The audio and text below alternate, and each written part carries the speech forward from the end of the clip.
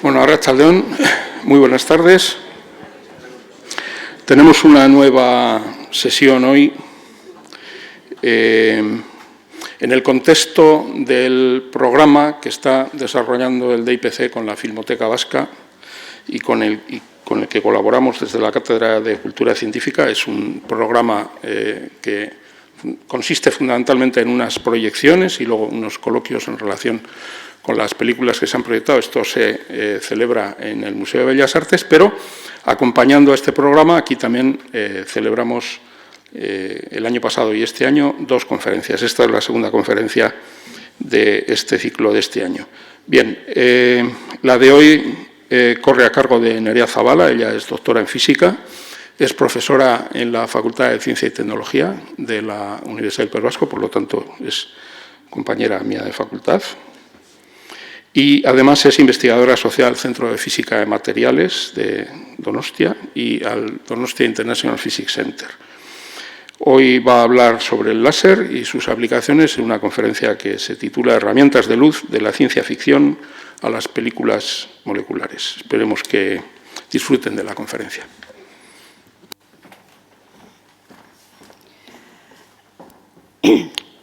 Bueno, arratsaldeon eta mila esker etortzeagatik hitzaldi honetara. Como ha dicho Iñaco, voy a hablaros de herramientas de luz, voy a hablaros de luz. No hace falta que os diga que la luz es la base de la vida en la Tierra y además de proporcionarnos, de iluminarnos y proporcionarnos calor, nos ha proporcionado muchas otras herramientas que todos conocéis, por lo menos algunas de ellas. Pero a partir de 1960, cuando apareció el primer láser, hemos visto cómo esto cambió nuestra vida, alrededor nuestra vida cotidiana, la forma de escuchar música. Pasamos del vinilo al CD, de la cinta de vídeo, pasamos al DVD, etcétera, etcétera. Hemos visto cómo se han simplificado las operaciones a las que nos hemos sometido muchos de nosotros, etcétera, etcétera. La forma de almacenar datos. Pero además de esas aplicaciones con las que hemos crecido, hay otras muchas que nos han permitido observar, estudiar y manipular el mundo microscópico. Os voy a hablar de algunas de estas, algunas herramientas que se han desarrollado en este sentido a partir del láser. Algunas de ellas han dado frutos después en aplicaciones muy concretas en medicina o en biología. Y además fueron reconocidas con el Premio Nobel de Física en el 2018, el anteúltimo. Además,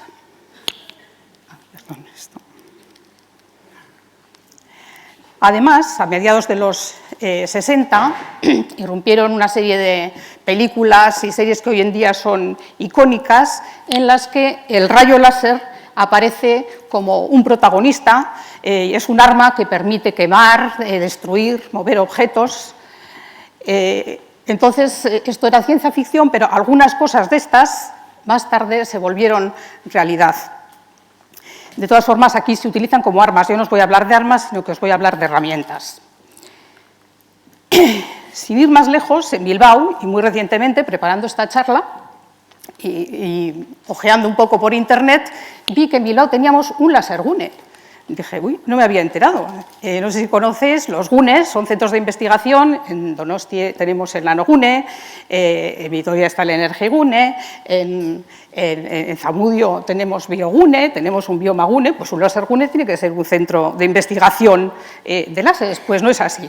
Como podéis ver aquí, en esta fotografía que extraje, es un sitio donde van los niños y no tan niños a jugar a la guerra de las galaxias. Me preocupé un poco, pero parece que son inocuos, no hay problema. Además, no hace falta que os diga que también en la música electrónica, por ejemplo, hace uso del láser para ambientar los eventos. Y hace 2 semanas, en Bilbao mismo, en un concierto de jazz, pues uno de los componentes del grupo había compuesto e interpretaron una canción titulada El niño láser, y me dijo que tenía en internet, había grabado con otra gente en Madrid un disco titulado The Laser Kids. No creo que tuviera mucho que ver con el láser, pero la palabra láser parece que venía muy bien para el título. Pero vamos a hablar de ciencia. ¿Es posible mover objetos utilizando la luz, como se ve en estas películas? Bueno, esto hace ya bastante tiempo, ya lo propuso Johannes Kepler, el astrónomo, en 1619, y hizo la conjetura de que la presión ejercida por el Sol, junto con el viento solar, eran los causantes de la estela de gas y polvo de los cometas al acercarse hacia el Sol. Pero aún no había una teoría de qué es la luz, no se sabía lo que es la luz como lo conocemos hoy.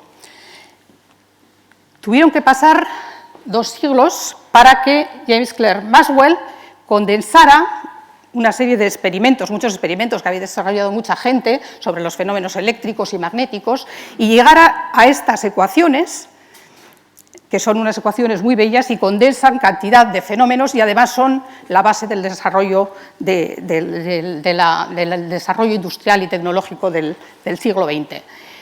No os voy a explicar estas ecuaciones, donde aparecen el campo eléctrico y magnético y las cargas y las corrientes, porque es el motivo, es el tema de muchos cursos de electromagnetismo, entonces ni siquiera lo voy a intentar. Simplemente os voy a decir que a partir de ellas se deduce la existencia de ondas electromagnéticas.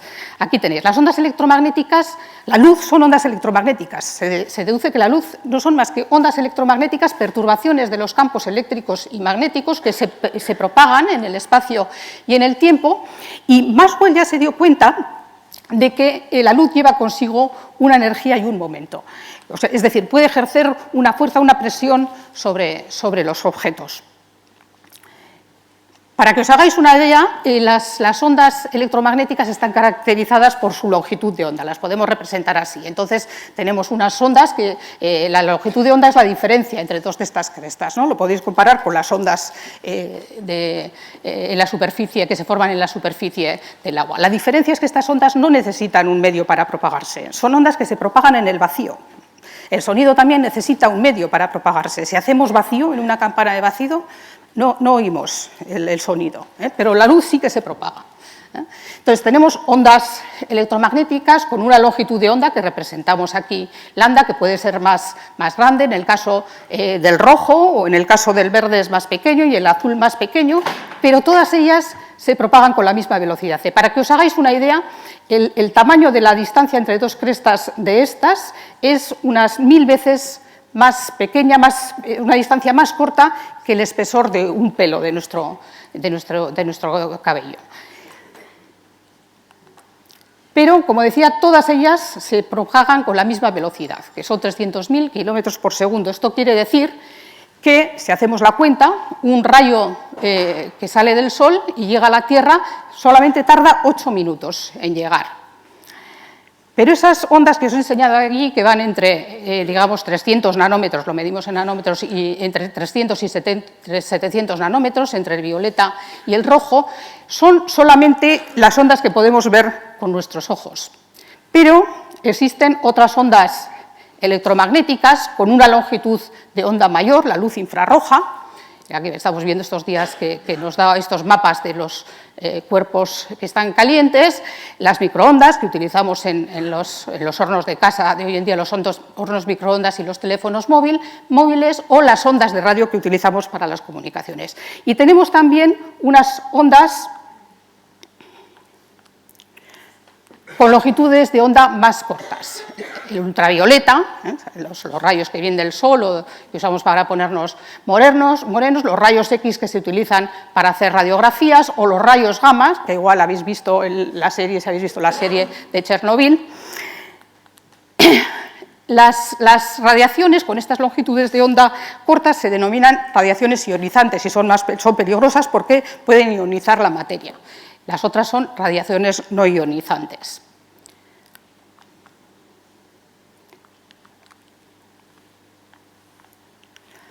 Pero volviendo a la pregunta inicial, ¿cómo puede la luz transferir su energía a los objetos? Bueno, pues esto no es algo evidente, y ya a principios del siglo XX había una serie de científicos, de físicos que estaban preocupados con este problema, y había una serie de experimentos que no podían explicar con este modelo de ondas electromagnéticas. Entonces, al final, algunos de ellos, entre ellos hay que nombrar sobre todo a Max Planck, en 1900, llegó a la conclusión de que la luz solo se puede emitir o absorber en valores discretos, que se llamaron después cuantos, que son valores de esta energía tan concreta que relaciona la frecuencia, no es la frecuencia a la que oscila la onda electromagnética, y esta es una constante de proporcionalidad que hoy en día se llama la constante de Planck. Esto es lo que llamamos, estos cuantos de energía son lo que llamamos los fotones. Entonces, en las ondas que he pintado anteriormente así, podemos escribir, podemos dibujar unas partículas, unos fotones, y que tienen una energía. En el caso rojo, la energía es más pequeña, la energía va aumentando a medida que disminuimos la longitud de onda. O sea que el azul tiene más energía que el verde y el verde más que el rojo. Entonces, con esa relación de Planck, de cuantos, podemos decir que el distinto tipo de ondas que hemos puesto antes del espectro electromagnético, donde hemos puesto las longitudes de onda, más o menos podemos poner qué energía tienen. Entonces, vemos que de las ondas de radio a los rayos gamma podemos tener 12 órdenes de magnitud. La energía de los rayos gamma puede llegar a ser, según en qué parte del espectro, pero puede ser 12 órdenes de magnitud superior a las ondas de radio.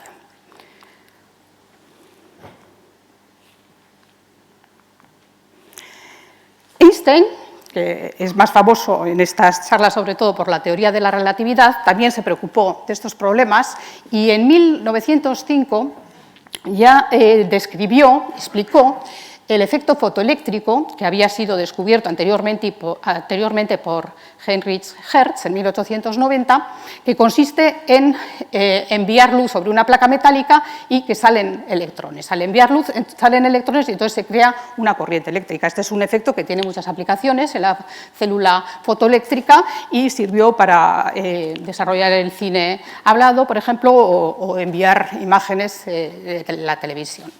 Era clave para explicar este efecto el considerar que los fotones transfieren la energía a los electrones, pero existe además una energía umbral necesaria para arrancar los electrones del metal. Entonces, dependiendo del tipo de metal, puede que podamos sacar los electrones con un tipo de luz pero que tiene una energía suficiente, pero no con otra luz con menos energía.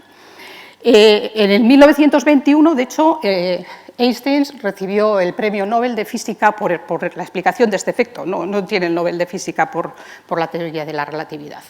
Pero además, con los inicios de la mecánica cuántica, a principios de siglo, ya se sabía que el átomo, se tenía la idea del átomo de Bohr, en el que tenemos el núcleo con los protones y los neutrones y los electrones alrededor, y estos electrones se llegó a la conclusión de que tenían unas energías muy concretas, unas energías discretas, definidas en los átomos. Entonces, ¿cómo interacciona la luz, la radiación con la materia? Pues si consideramos dos niveles de esos que he pintado antes para un átomo, dos de ellos, cuando incide un fotón con una energía que escribimos como h nu como antes, este es absorbido por un electrón que está en el nivel E1 y así el átomo se excita, este electrón adquiere una energía superior E2 igual a la diferencia de energías entre la energía inicial y el fotón incidente, es decir, absorbe este fotón. Así el átomo queda excitado y posteriormente este átomo excitado se desexcita emitiendo un fotón igual al que había absorbido. Esto es el proceso que se denomina emisión espontánea. De hecho, aquí hemos representado solo dos niveles, pero cada átomo tiene unos niveles de energía diferentes y entonces tiene un espectro de emisión, unas energías, diríamos, de emisión a unos determinados valores que pintamos así con estas rayas normalmente. Puede ser podemos representar el espectro de absorción o el espectro de emisión. En este caso, esto corresponde al hidrógeno, pero si vais a la Facultad de Ciencia y Tecnología, en Leioa, muy recientemente se acaba de inaugurar en el hall un panel donde aparece la tabla periódica y todos los elementos de la tabla periódica con su espectro correspondiente. Os invito a que vayáis a visitar. Pero además, Albert Einstein dijo que existía otra posibilidad. Si este átomo excitado, cuando este átomo está excitado, incide otro fotón, Entonces, se emiten dos fotones idénticos. Cuando este electrón se desexcita, se emiten dos fotones idénticos, exactamente iguales, lo que supone una amplificación de luz. Entra un fotón y salen dos. Además, estos son fotones que están en fase y son coherentes, tienen exactamente la misma energía y están en fase.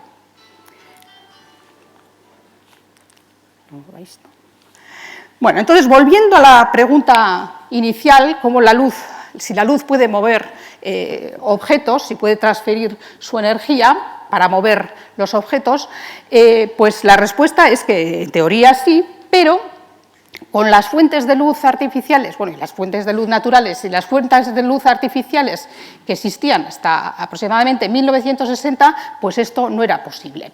Bueno, después surgieron los LEDs, pero es otra historia.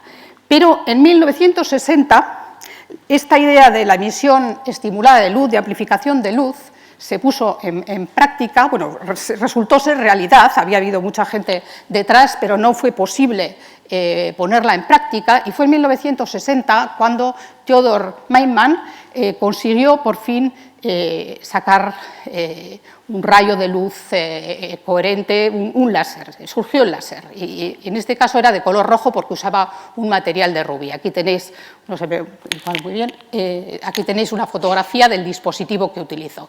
Esto fue el 16 de mayo de 1960 en California. Y bueno, ¿qué es un láser? Pues la palabra láser, de hecho, lo que significa en inglés es light, estas son las iniciales de Light Amplification by Stimulated Emission of Radiation. Amplificación de luz por emisión estimulada de radiación. Está basada en el principio de emisión estimulada de Einstein.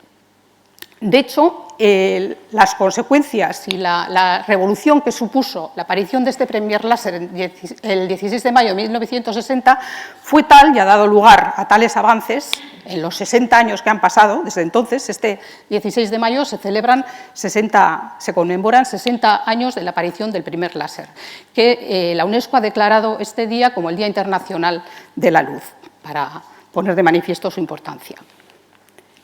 ¿Pero qué es un láser? ¿Cómo funciona un láser? Bueno, pues para producir esta amplificación de luz lo que utiliza es una fuente de luz, una fuente de bombeo, un material, un medio activo, que puede ser un gas, un líquido o puede ser un sólido, y un retroalimentador, un par de espejos muy reflectantes. Entonces, lo que sucede es que los átomos de este medio son excitados con la luz y, como hemos visto antes, de un fotón salen dos, pero luego, a su vez, esos fotones que son emitidos vuelven a ser absorbidos por otros átomos que vuelven a emitir otros dos, y así se va amplificando la luz. Pero, además, la luz que va saliendo se va reflejando, va rebotando en estos espejos y al ir y volver va excitando más átomos, entonces así se crea una especie de reacción en cadena que está dirigida fundamentalmente hacia adelante a lo largo del eje, y si hacemos un agujerito al final sacamos una luz muy intensa y muy concentrada.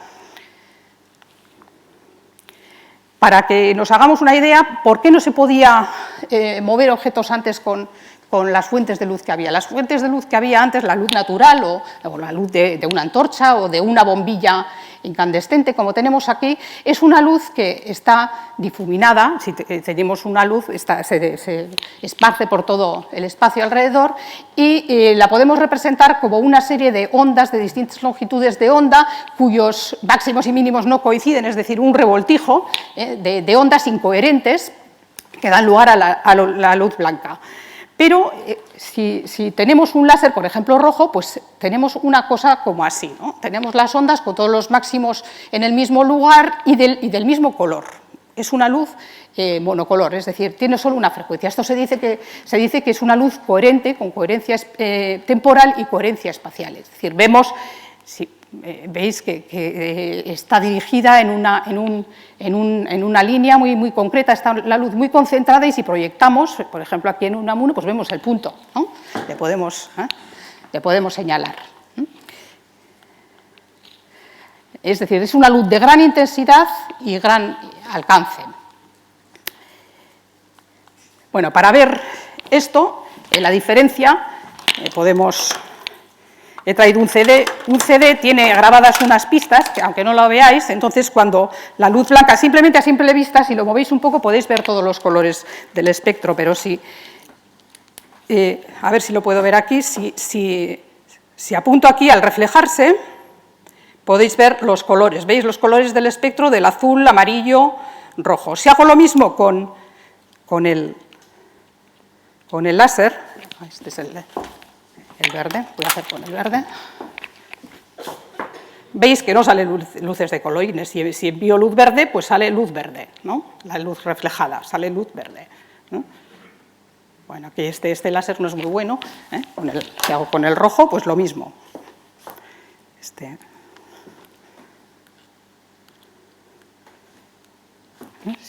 es menos intenso, el rojo es menos intenso, no sé si lo podéis ver, pero cuando incide la luz salen varios rayos en distintas direcciones, dispersados en distintas direcciones.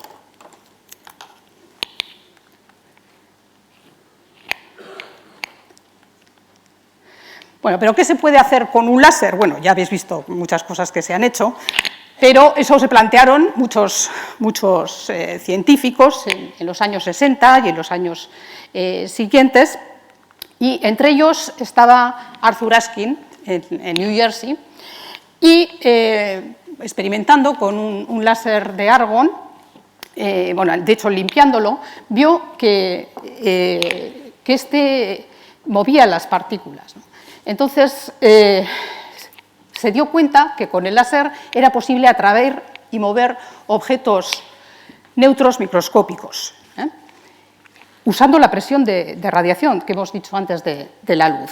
Entonces, se dio cuenta que sobre la luz, sobre una partícula del tamaño de una micra, es decir, puede actuar sobre partículas muy pequeñas, macroscópicas. No vemos que la luz pueda mover, no hace una fuerza suficiente, aunque sí ejerce una fuerza, no es suficiente para mover los objetos de nuestro alrededor, pero con el láser se dio cuenta que objetos muy pequeños, de micras, 1000 veces más pequeños que el milímetro, pues se pueden mover. Entonces se dio cuenta que, por una parte, estas bolitas se movían, eran bolitas de poliestireno, se movían, eran movidas en la dirección de propagación de la luz del láser por la presión de la radiación, pero además el haz de láser, no sé si se ve muy bien aquí, es más intenso, tiene un perfil, un gradiente, es más intenso en el centro, en el eje, que en los extremos. Entonces, este gradiente hace que las partículas siempre sean atraídas hacia el centro. Esto se puede ver de una forma muy simple, considerando dos rayos refractados, dos rayos de luz refractados en la bolita. Este gordo está en la zona donde hay más intensidad de luz, entonces el cambio de momento de la luz de cada rayo da lugar a una fuerza, de forma que la fuerza neta es siempre hacia el eje. Si pusiera la bolita arriba, la fuerza sería hacia abajo. Fue más allá y, poniendo el láser hacia arriba y poniendo la bolita encima, vio que se puede mantener levitando, es decir, que con la presión de radiación que ejerce la luz se puede compensar la atracción de la gravedad de la bolita. No sé si se ve muy bien aquí, pues está un poco negro, aquí veis la bolita, el sistema para deflectar con unos cristales, etcétera, unos espejos para deflectar el haz del láser, y aquí tenéis la bolita levitando. Después, claro, aquí hemos visto que la presión que hace el láser arrastra la bolita, pero no la fija en la dirección horizontal. Entonces, lo que hizo después fue introducir una lente que concentrara la luz en un punto determinado, y por el mismo razonamiento de antes, al final esto crea también un gradiente en la dirección horizontal que hace que la bolita sea atraída hacia un punto determinado. Entonces, así la bolita queda fijada en un punto con esta lente. Entonces, si yo muevo el láser hacia arriba o hacia abajo, llevo conmigo la bolita. Si muevo el láser hacia allá, la bolita va conmigo. Si lo llevo hacia arriba, la bolita va conmigo. Entonces, se habían creado las pinzas de luz. Esto es una forma de agarrar las partículas micrométricas. Estas eran partículas del orden de una micra. Entonces, una vez de que tienes las partículas, las bolitas atrapadas, pues las puedes voltear, las puedes llevar a un sitio a otro, las puedes manipular. Entonces, claro, no sé si os habéis planteado cómo se puede agarrar. Bueno, las partículas cargadas se pueden manipular de alguna forma, se pueden controlar su movimiento con campos electromagnéticos, pero estamos hablando de partículas neutras, que eso es más difícil. Y fue más allá, y bueno, en un principio un poco accidentalmente, intentó atrapar, bueno, y consiguió atrapar objetos todavía más pequeños y también objetos vivos, bacterias, virus, incluso proteínas. Entonces, se encontró una serie de herramientas que eran súper importantes para estudiar los procesos biológicos, los mecanismos que tienen lugar en la célula. Por ejemplo, aquí tenéis una representación de cómo, con la pinza óptica, que se representa aquí con el rayo de láser en rojo y una bolita, y aquí tenéis una proteína que es una macromolécula, en este caso es la quinesina, que se mueve, se desplaza a lo largo de un orgánulo de una célula. Entonces, con esta pinza óptica fue posible, claro, al moverse, tira de la bolita, pero el haz hace una especie de efecto muelle que trae la bolita hacia sí. Entonces, de esta forma, se puede estudiar cuál es el desplazamiento en nanómetros a lo largo del tiempo. Entonces, es una herramienta muy potente para estudiar todos los procesos celulares. Pero se puede ir más allá, y de hecho se ha ido. Claro, con luz se pueden hacer muchas cosas, utilizando espejos, prismas, redes de difracción, etc. Entonces, lo que se puede hacer es replicar, con holografía óptica, se pueden replicar, multiplicar igual por 1000 estas pinzas, y esto ha permitido, por ejemplo, aquí tenéis las células de la sangre, se pueden de esa forma separar células infectadas de células sanas, y se puede estudiar, hacer frente a enfermedades como la malaria. Para que os hagáis idea de una forma muy sencilla cómo se pueden replicar estas pinzas, vamos a hacer. Aquí tengo, simplemente parecen dos plastiquitos, pero tienen unas muescas muy pequeñas, son redes de difracción. Simplemente haciendo pasar el láser a través de este plastiquito, fijaros, de un punto salen todos estos puntos. Esto quiere decir que salen un montón de haces de aquí, con la red de difracción. Bueno, esto es algo muy simple, pero se puede hacer de una forma mucho más sofisticada, pero en el fondo es lo mismo, utilizar redes de difracción para multiplicar los haces y las pinzas ópticas.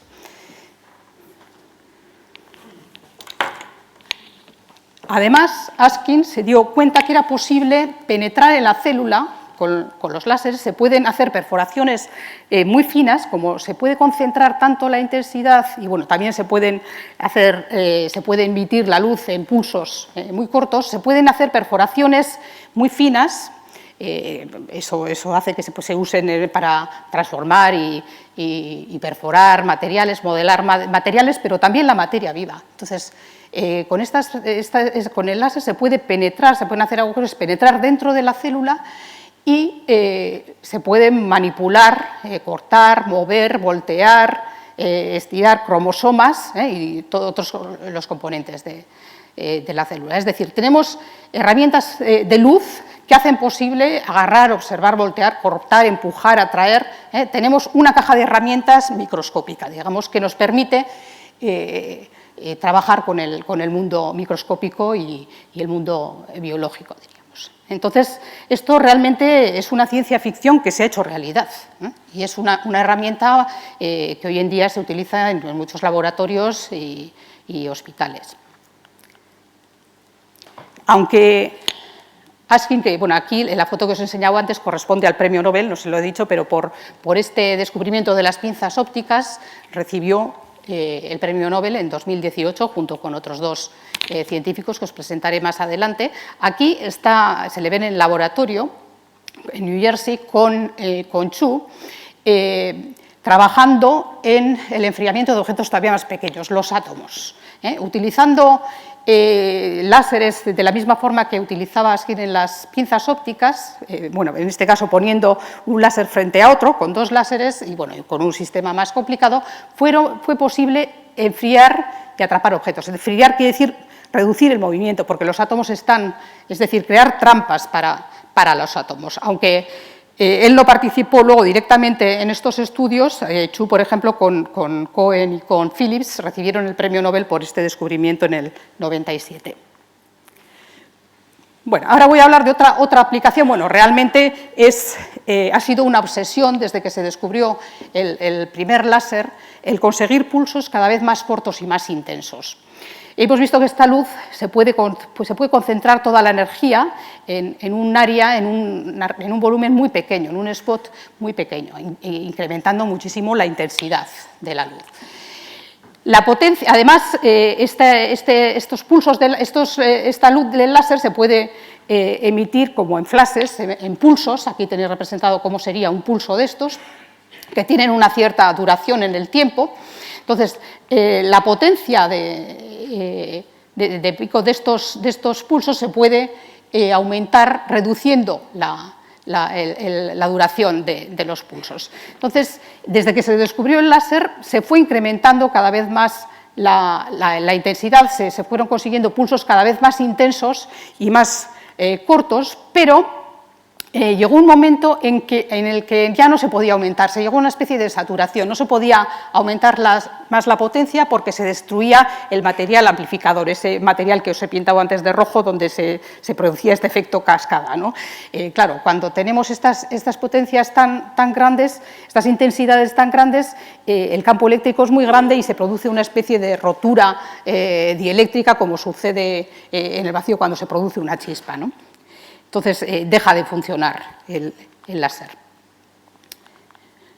En esa época, la canadiense Donna Strickland, a principios de los años 80, empezó a hacer la tesis con Gerard Mougeot en la Universidad de Rochester. Según cuenta ella, bueno, aparte del proyecto que ofrecía Gerard, le atrajo mucho ese laboratorio porque había unos colores rojos y verdes que le recordaban mucho a las Navidades, a los árboles de Navidad y todas estas cosas. Fijaros a veces cuáles son las razones para... Bueno, había más razones, pero bueno, cuando le dieron el premio Nobel contaba eso. Entonces, había muchos grupos detrás de este problema y, aunque no era en principio, además, el proyecto de su tesis, al final consiguió... desarrollaron los dos una técnica que se denomina CPA, ¿no? Son las siglas en inglés, no lo voy a decir porque es un poco raro de traducido.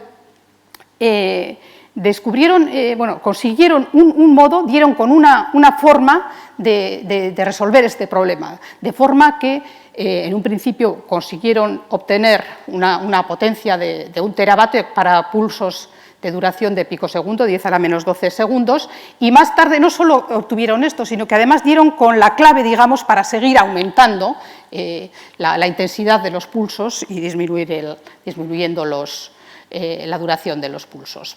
Para que os hagáis una idea, 1 nanosegundo sería el tiempo que tarda cuando estamos leyendo en llegar la luz desde los renglones hasta nuestros ojos. Un segundo es un segundo entre 1000 millones, es que a mí me cuesta un poco hacerme idea de estos números. Entonces, un picosegundo es todavía 1000 veces menos y un femtosegundo es todavía 1000 veces menos, o sea que es 1000 veces más pequeño que un nanosegundo. Son unos tiempos cortísimos. Y un petabat, que son 10 a las 5 watts, para que os hagáis una idea, si consideramos unas bombillas de 10 vatios, sería 100 billones de estas bombillas, o sea que es una intensidad, son unas potencias increíbles.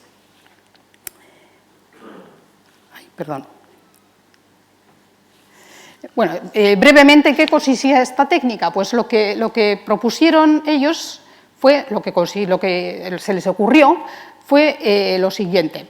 El problema, hemos dicho que era que cuando la potencia pico de estos pulsos, la potencia varía con el tiempo, pero hay un pico, cuando esta potencia pico llegaba a cierto valor, se estropeaba, no funcionaba, se rompía el amplificador. Entonces, lo que hicieron fue coger el pulso inicial, estirarlo en el tiempo, en frecuencias esto lo hacían con un sistema que, bueno, denominamos estirador, esquemáticamente lo tenéis aquí, lo que hacía era anchar, como en colores, el pulso.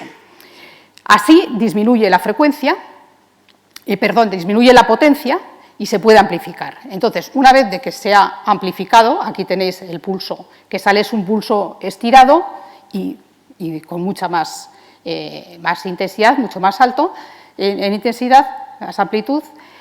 Entonces, con un sistema parecido al estirador, pero a la inversa, se puede volver a comprimir el pulso. Entonces, así al final se obtiene un pulso comprimido y de alta intensidad.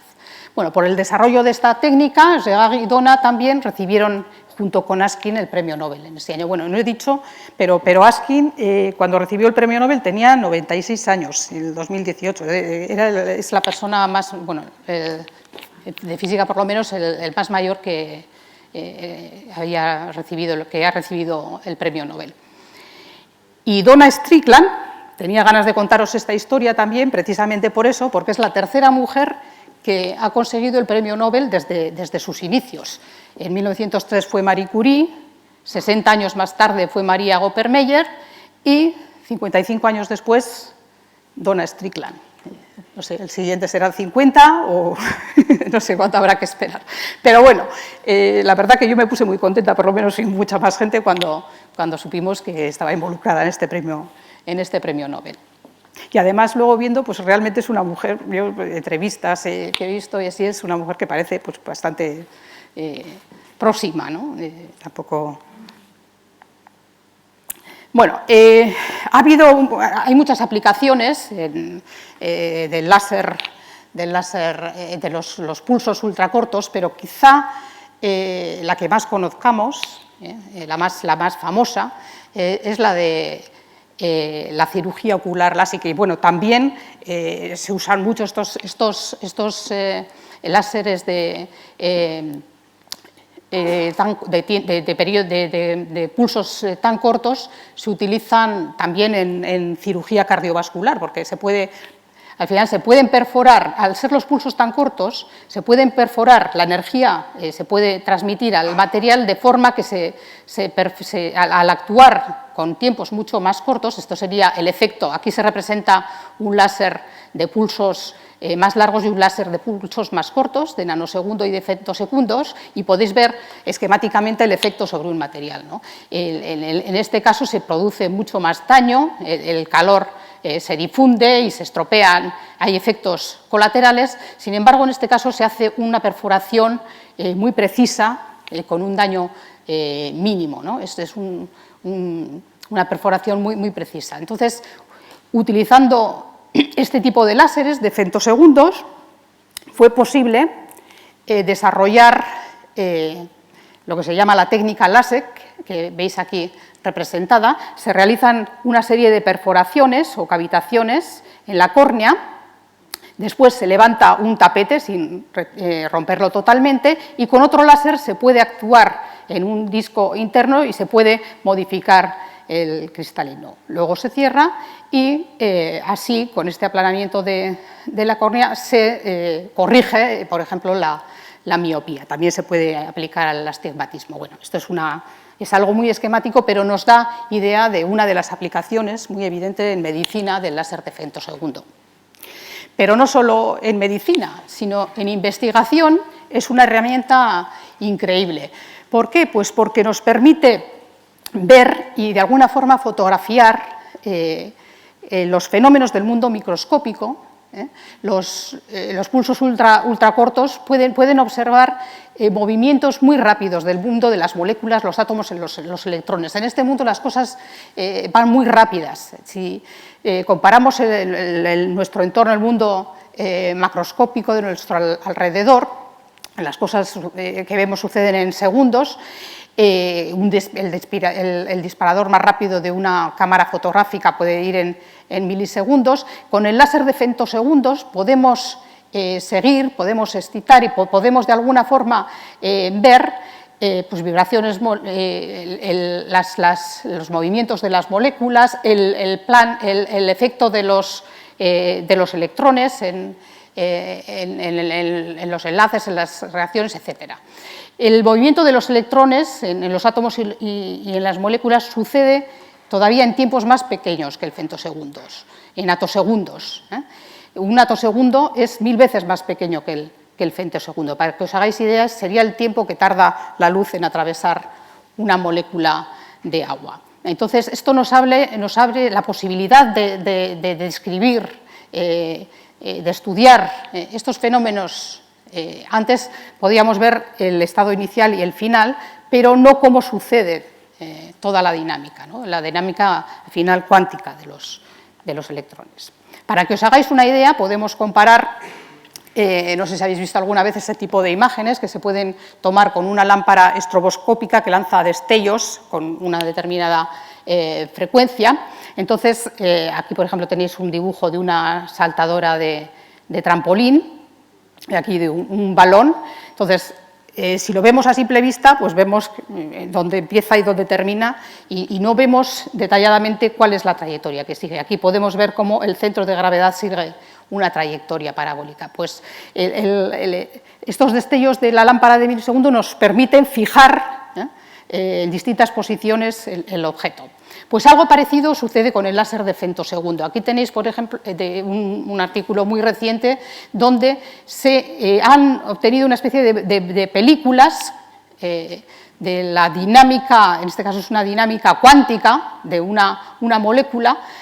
Es más difícil de interpretar, en este caso, por supuesto, porque las leyes que lo rigen son las leyes de la dinámica cuántica y los electrones aquí no se ven como bolitas, sino que son una especie de densidades electrónicas. Pero para que veáis el símil, esto nos permite estudiar, ver, no simplemente deducir o hacer teoría y ver lo que pasa al principio y al final, sino seguir los procesos de la dinámica cuántica.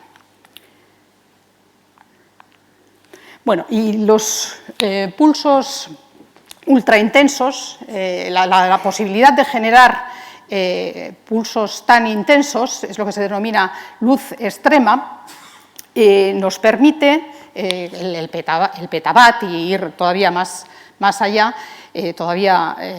intensidades de luz superiores, nos permite hacer física extrema. Se pueden reproducir de esta forma las intensidades, las condiciones físicas extremas que se dan en el centro de las estrellas, pero en el laboratorio. Esto nos permite aprender muchas cosas y además aplicaciones. Los campos eléctricos son tan inmensos que se pueden producir, se pueden sacar partículas con unas aceleraciones increíbles, se pueden hacer aceleradores de partículas pero compactos, de una forma digamos, en unos espacios más reducidos y de forma más barata que las grandes instalaciones de los aceleradores de partículas, fuentes de radiaciones terapéuticas, se puede utilizar también en energía de fusión para estudiar problemas de astrofísica, física de altas energías, hasta la física cuántica del vacío. De hecho, Gerard Mourou ha puesto en marcha un proyecto que se denomina ELI, Extreme Light Infrastructure, en Europa, cuyo objetivo es llegar a los 10 petawatts, es decir, todavía intensidades más grandes. Entonces, tiene 3 centros en Hungría, Rumanía y la República Checa. Cada uno de ellos se va a especializar en cosas diferentes, uno en la física del atosegundo, otro física nuclear y el checo en haces de partículas de alta energía. Y bueno, quién sabe si en un futuro se puede llegar a potencias de 100 petawatt, pulsos de 10 a la menos 21 segundos, y esto ¿qué nos puede deparar? Hemos visto que a partir del principio de emisión estimulada de Einstein hemos llegado hasta aquí, con mucho desarrollo tecnológico, pero estas posibilidades de estudio del mundo microscópico nos pueden llevar a replantearnos, a hacer nuevas teorías físicas, entender mejor la mecánica cuántica, la relatividad, etcétera, etcétera. Y bueno, con esto ya termino. Eskerrik asko.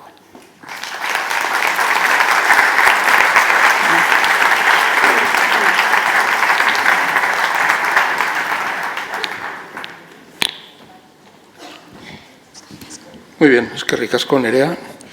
Vamos a hacer, como acostumbramos, abrir un coloquio para que quien quiera pregunte.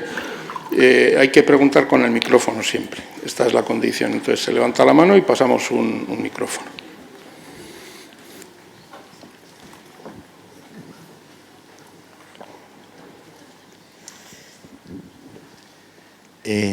Hola, muy buenas tardes. Muchas gracias por tu excelente exposición, pero a mí me queda dos dudas. Una, siempre yo he oído hablar de la dualidad de la luz, partícula, energía. ¿Es que se comporta como si fuera? ¿Es que es como si fueran las dos cosas?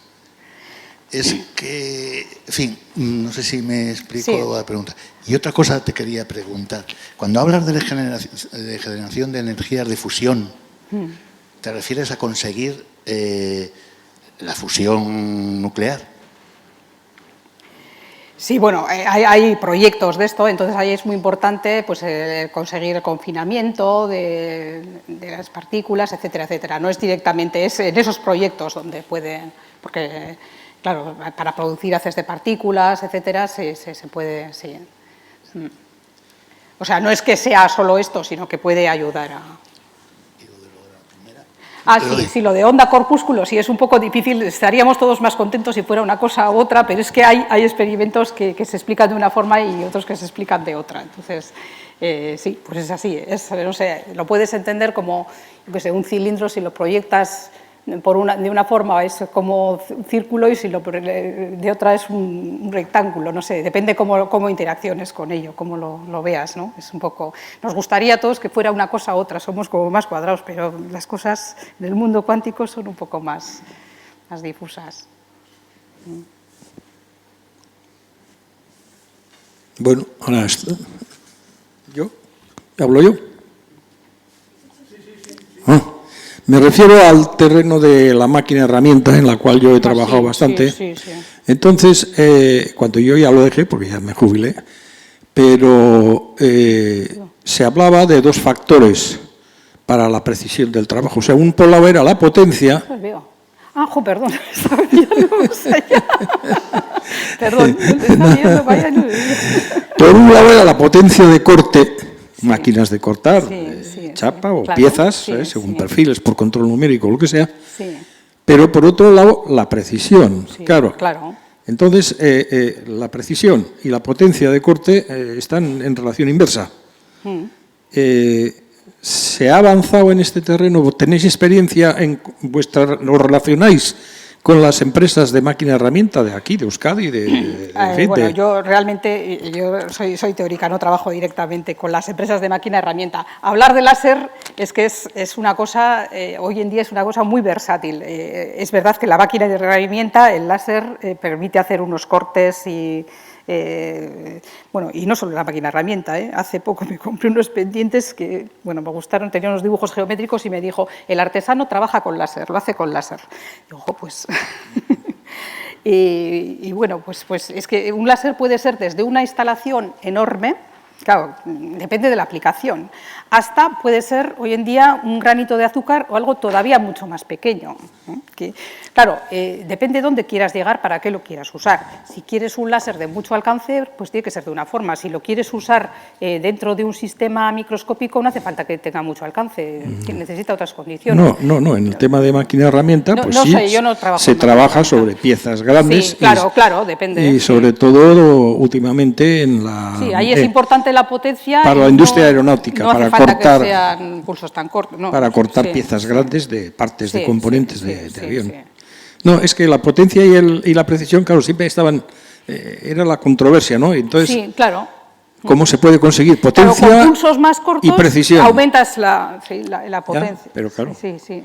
Bueno, una cosa es saber la energía que depositas tú ahí y luego cuánto tiempo la depositas, ¿no? En cuanto la deposites en menos tiempo, pues haces menos daño. Depende del material, claro, hay que controlar. Tienes que controlar, por ejemplo, para la cirugía ocular, pues hay que tener un control exquisito del tiempo y la potencia y dependiendo del ojo, antes te tienen que hacer un estudio del espesor de la córnea, porque entonces, dependiendo de los materiales, la máquina herramienta es un mundo. Claro, según qué tipo de material, pues las condiciones del láser serán diferentes.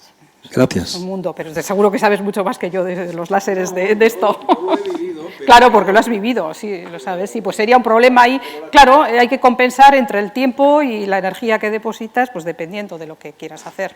Sí, muchas gracias.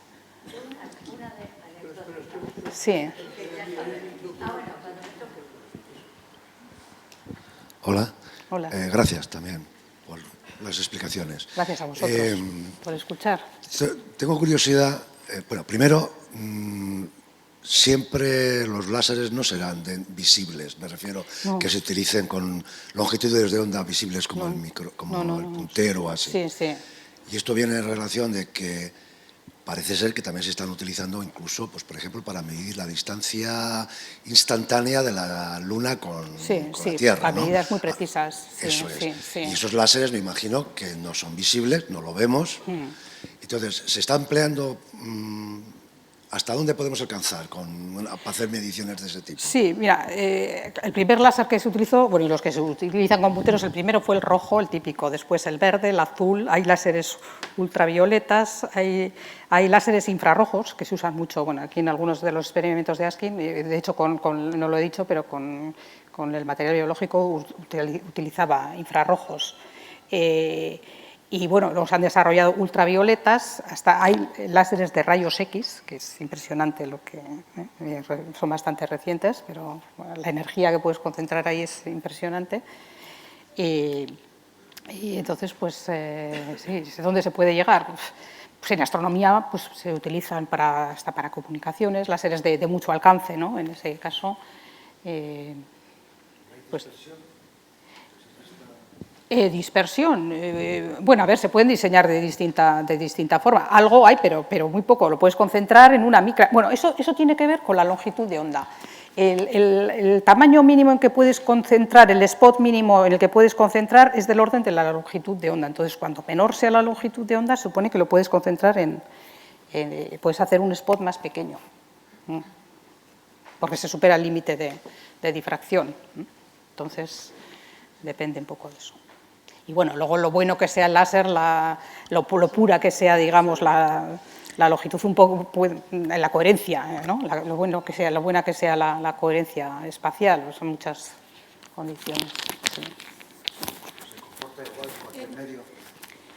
¿El láser? Aire, agua... Sí, atraviesa, sí, a la misma velocidad. Sí. Bueno, igual. No sé qué quieres decir con igual, sí, lo atraviesa.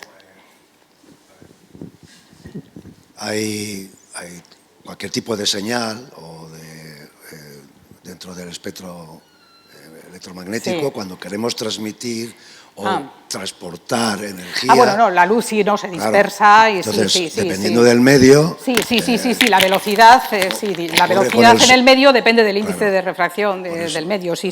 Pasa con el sonido. Sí, la velocidad, digamos, la luz en un medio, dependiendo del índice, puede ir más lenta.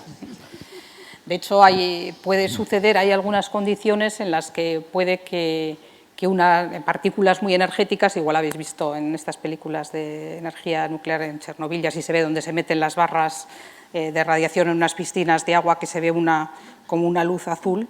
Eso sucede, esa emisión de luz azul sucede, es la luz de Cherenkov, y sucede cuando esas partículas muy energéticas que están en esa piscina se mueven a velocidades mayores a la velocidad de la luz en ese medio.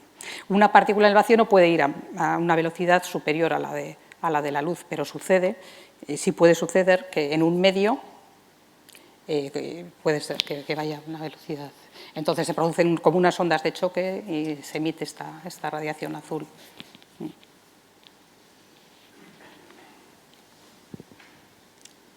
Bueno, yo una anécdota quería saber. La premio Nobel del 18, esta señora, sí. Mona Strickland, no me acuerdo el apellido. Donna Strickland. Donna Strickland. Sí. Sí. ¿Tuvo el Nobel repartido con otros dos hombres? Sí, no sé, igual lo he dicho un poco mal. El premio Nobel de 2018 fue por herramientas de luz, eso es un poco la inspiración para la charla. Y lo compartieron. Sí, tres. Dos chicos Askin por las piezas ópticas, sí. Y Regamugo y Donna Strickland por los pulsos ultracortos y ultraintensos. Sí. ¿Y ella era de la Universidad de Malibú? No. ¿Estudió allí? No. ¿Y del campus de Stanford? En Stanford sí que creo que esto no, estudió, bueno, las investigaciones estas las hicieron en Rochester y luego sí que estuvo en California. Rochester, y ahora está, Rochester está. Sí, y ahora está en la Universidad de Vancouver, está en Canadá. Volvió, sí, luego ya es canadiense, volvió a Canadá. Sí, es que casualidad estuve yo en la conferencia el 9 de diciembre del 2018, en el Paraninfo de la Universidad de Estocolmo, estuve yo. Mira, y me ha hecho gracia porque digo, pues es esta, porque luego por las fotos de más joven y tal. Sí, no hay más, es difícil. Y fue muy amena. Cuando en la televisión sueca el día 10 por la noche dan la cena, donde están los reyes y todo, y hablan poquito cada uno de los premiados, y ella fue muy graciosa, o sea, la gente se reía bien y todo eso. Y me ha hecho ilusión ver que estuve en esa conferencia. Tengo una hija en Estocolmo que ella es bióloga, bioquímica, pero vamos, fuimos a verlo. Muy bien, muchas gracias por la anécdota. Sí.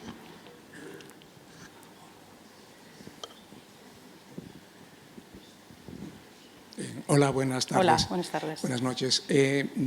Yo entiendo que el aumento de la potencia de los pulsos de láser tiene que ver con la reducción del tiempo, más que con el aumento de la energía, ¿no? Entonces, había una diapositiva que ponía que los pulsos de atosegundos pues tenían una duración en el tiempo similar al átomo de hidrógeno, ¿no? No, esto es, no. Simplemente decía que se puede calcular el tiempo, el tamaño de una molécula de agua, que 1 a 2 segundos sería el tiempo que tarda la luz en atravesar, no sé si sirve de algo, una molécula de agua. Mi pregunta es relativa... Pero bueno, son los tiempos de... Sí. Es relativa a la energía que transmite un pulso de esos. Yo me imagino que los científicos que están en microbiología o ingeniería genética pues querrán o estarán utilizando esos pulsos de láser, esas pinzas de láser. Las pinzas. Estamos hablando de cosas diferentes. Las pinzas utilizan unas potencias mucho más pequeñas. Los pulsos. Está hablando de dos cosas diferentes. Vale. Las pinzas utilizan unas potencias relativamente pequeñas, bastante pequeñas, pues para mover esos objetos no hace falta mucho, pero los pulsos ultra intensos, estos pues se utilizan en aplicaciones, pues claro, con esas intensidades se pueden romper los átomos, los núcleos, extraer partículas, son como mundos diferentes. Yo me refería, ¿se ha calculado teóricamente, por ejemplo, bajo qué energía pulsada o continua puede haber alguna alteración genética en el ADN, etcétera? Porque, claro, que para hacer una herramienta para los microbiólogos o los genetistas sería interesante saber a partir de qué energía pulsada o energía continua puede haber alguna alteración genética. Pues si es un ser vivo, pues puede originar cáncer, por ejemplo, ¿no? Y si es un espermatozoide, pues peor todavía, ¿no? Sí, bueno, pero estas piezas se utilizan en estudios, digamos, de probeta, no en vivo. O sea, no sé, bueno, si este estudio en concreto se ha hecho, pero... De acuerdo, gracias. Bueno, de hecho, además, se utilizan láseres continuos en las pinzas, no pulsados. Hola, muchas gracias por tu intervención. Yo soy desconocedor un poco de todo este tema, soy más bien de letras que de ciencias. Perdón. Pero digamos que siguiendo un poco las investigaciones sobre el cerebro, sobre si hay aplicación de todas estas técnicas en el funcionamiento cerebral, últimamente se habla también de esto, de la luz, del tensor de difusión. ¿Todo eso te suena, es un poco relacionado con lo que has mencionado en tu... Pues no he visto aplicaciones de ese estilo, no quiere decir que no hay alguna, pero lo que pasa es que no. Para estudios de la actividad del cerebro yo creo que se hacen más con SQUID, más con distribuciones de campos magnéticos, otro tipo de técnicas que yo sepa. No sé si te refieres a eso.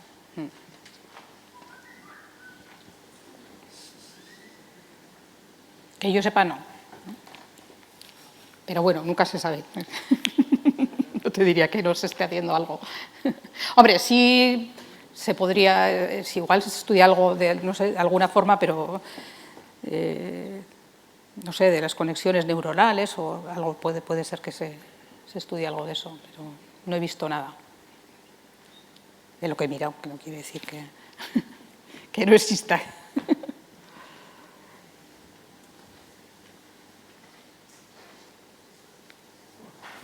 ¿Alguna otra intervención, alguna pregunta?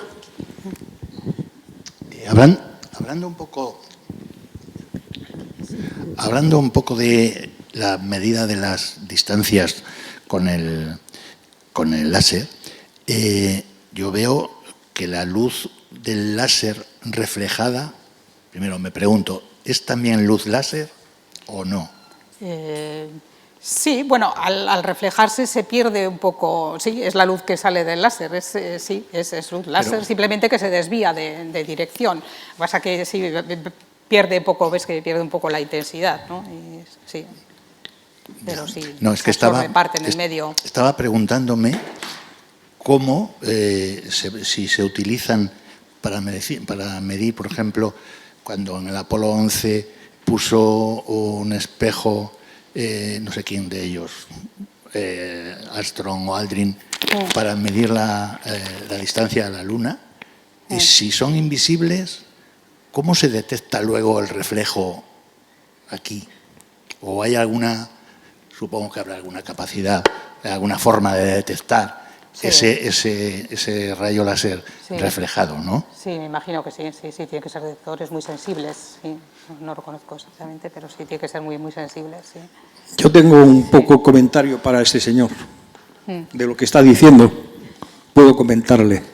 Yo también me ha tocado vender unos equipos ya industriales plenamente instalados de láser para medir movimientos de estructuras, edificios, presas. Se envía un rayo láser, se sitúa en el destino unos espejos especiales que lo vuelven a reflejar, y entonces en donde tú has emitido el rayo hay como una especie de ejes de coordenadas y lee el punto donde incide el rayo reflejado. Y luego, por medio de algoritmos y cálculos, se calcula todo.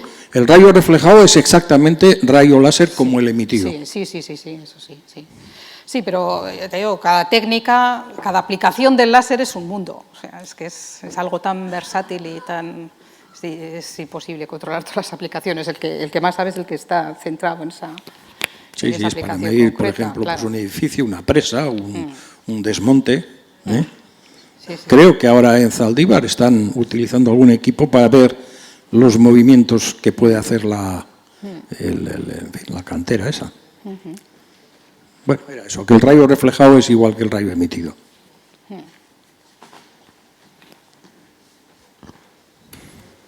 Bueno, entonces yo creo que ya es hora de ir cerrando la sesión. Es que ricasco, Nerea.